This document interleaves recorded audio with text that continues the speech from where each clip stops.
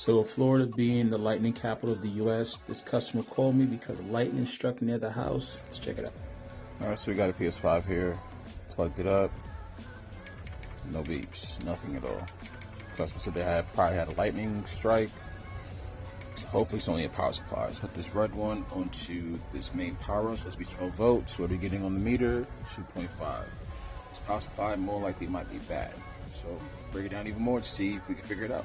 So even testing the power supply outside of the board itself, let's plug in positive and negative.